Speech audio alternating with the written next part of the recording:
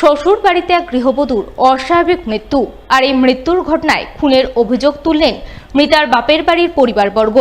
ঘটনাটি ঘটেছে মালদার কালিয়াচক থানার সুজাপুর চামাগ্রাম এলাকায়। জানা গেছে, মৃত গৃহবধূর নাম নাসিবা সুলতানা। বাপের বাড়ি ইংরেজবাজার থানার যদুপুর কমলাবাড়ি এলাকায় এবং শ্বশুরবাড়ি কালিয়াচকের সুজাপুর চামাগ্রাম এলাকায়। তার স্বামীর নাম সেলিম শেখ। তাদের বছর দেড়েক আগে বিয়ে হয়েছিল। এর মধ্যে মঙ্গলবার শ্বশুরবাড়িতে ওই গৃহবধূর অস্বাভাবিক মৃত্যু হয়। শ্বশুরবাড়ির লোকজনেরা দাবি করেন নাসিবা গলায় ফাঁস লাগিয়ে আত্মহত্যা করেছে। তবে এই দাবি মানতে নারাজ মৃতার বাপের বাড়ির লোকজন। তাদের অভিযোগ, জামাই ও তার মা পণের জন্য নাসিবাকে চাপ দিচ্ছিল, কিন্তু নাসিবা বাপের বাড়ি থেকে পণের টাকা আনতে অস্বীকার করে। সেই কারণেই তাকে তার স্বামী ও শাশুড়ি মিলে শ্বাসরোধ করে হত্যার পর দেহ ফাঁসিতে ঝুলিয়ে দেয়। এই মর্মে তারা কালিয়াচক থানায় লিখিত অভিযোগ করেছেন।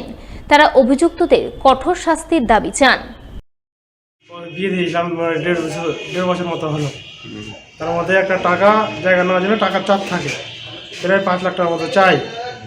আমি 5 লাখ তো নাই, আমরা খেটে খাই। তার মধ্যে 1 লাখ টাকা দেওয়ার জন্য প্রস্তুত হয়েছিলাম, কিস্তি করে দিয়ে দেবো। তার মধ্যে 2 দিনের মধ্যে কাছে ফোন করে বলেছে, আমাকে ফোন করে বললো কি তোমার মেয়ে ফাঁসিলে মরে গেছে। আমরা সবাই মিলে আসার পরও মেয়েকে নামাতে দেয়নি, কেউ ফাঁসি নামায়নি, পুলিশ গিয়ে নামা হয়েছে। আমার মেয়েটাকে আমার টাকার জন্যই মনে হয় ওরা মেরেছে। আমি এখন আমার মেয়ে কী করে মরলো, আমার তার সঠিক তদন্তটা চাই। আমার মেয়ে মারা গেল নিয়ে না ওরা মেরেছে, আমার মনে হচ্ছে ওরা মেরেছে।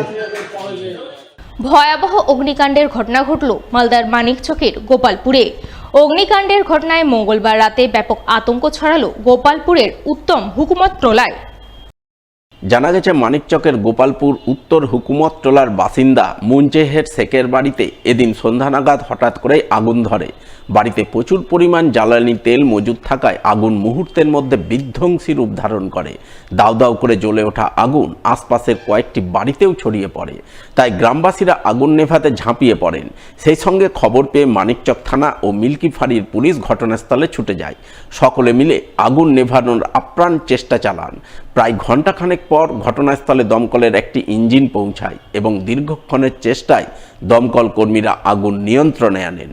আমি যখন ওখানে ছিলাম তখন আমার পালাবো ব্যারেল ফুটছিল, একটা গ্যাস সিলিন্ডার হোক বা যে কিছু হোক, ওই এমন আগুনটা ধৈর্য উঠেছিল যে মানুষ কেউ আটকেছে, অনেক সব প্রক্রিয়া। আমার আপনারা দেখছেন পুলিশ প্রশাসন সবাই পালাচ্ছে, আবার কিন্তু গ্যাস সিলিন্ডার সম্ভবত ফুটছে, এমনটাই বোঝা যাচ্ছে। গ্যাস সিলিন্ডার ফুটছে, গ্যাস সিলিন্ডার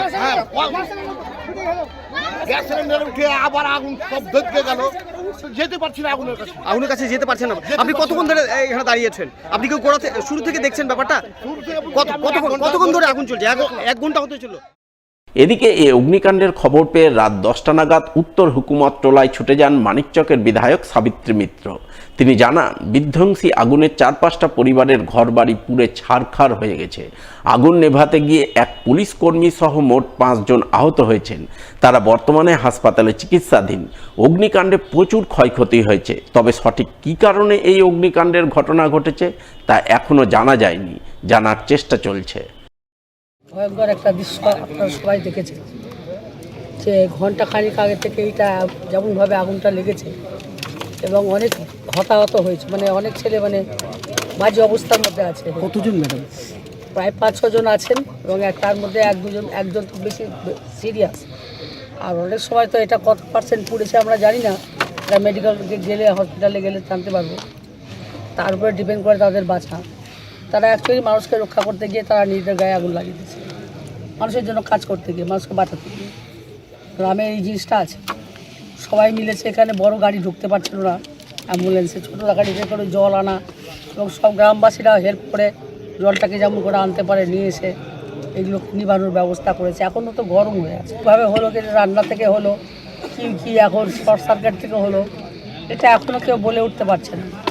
যারা এখানে যেভাবে আগুনটা লেগেছে, এখানকার কোনো লোকই নাই এই বাড়ির, আপনাকে বলবো সকলেই প্রায় ভর্তি, কেউ এদিক ওদিক চলে গেছে।